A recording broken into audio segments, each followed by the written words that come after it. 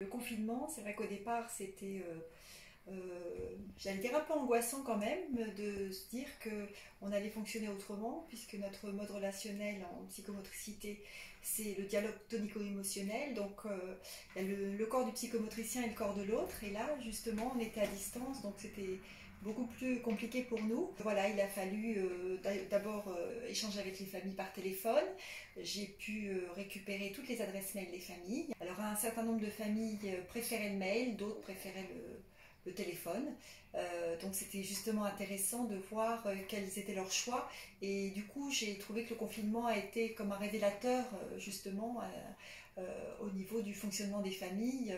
Celles qui préféraient avoir un contact plus immédiat par le téléphone, même s'il n'y avait pas de visuel, et d'autres qui préféraient le mail. Donc c'est un message qu'on peut lire à un autre moment de la journée, qu'on peut relire aussi. Du coup, c'est vrai que c'est un mode de communication différent. Dans l'ensemble, j'ai plutôt eu contact avec les parents, moins avec les enfants. Les parents, j'ai eu un retour plutôt positif, même très positif, de la plupart des familles. Alors j'ai essayé quand même d'être créative quand j'ai envoyé des mails. Bon, j'ai envoyé bien sûr des sites d'activités. J'ai aussi envoyé des photos adaptées. Même parfois c'était des photos liées à un événement. Par exemple le 1er mai, j'ai mis un petit muguet porte-bonheur. Voilà, je trouvais que c'était plus sympa pour les familles. Et quand les enfants me parlaient de leur anniversaire, j'envoyais une carte virtuelle. Voilà, c'était et les enfants étaient très contents. Du coup, ça nous a permis de communiquer autrement.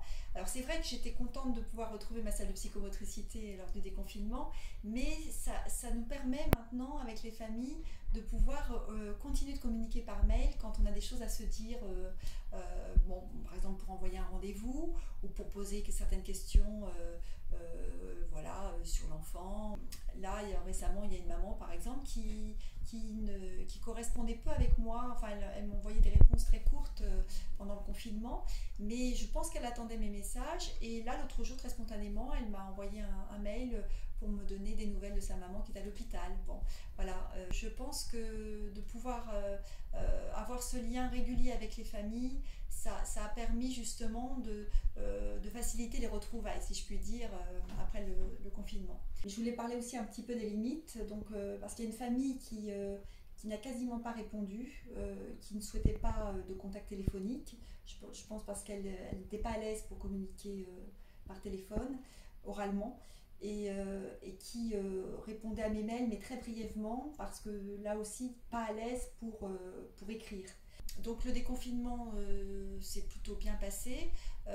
Donc il a fallu bien sûr préparer la salle, enlever tous les tissus, les rideaux, les coussins, tous les jours en tissu, les chaises aussi. Donc on a laissé que des objets en plastique. Mais bon, les enfants ont bien compris, se sont vite adaptés et du coup, voilà, ça faisait partie des mesures barrières et ça mettait un cadre aussi qui était expliqué à chaque fois et bien accepté.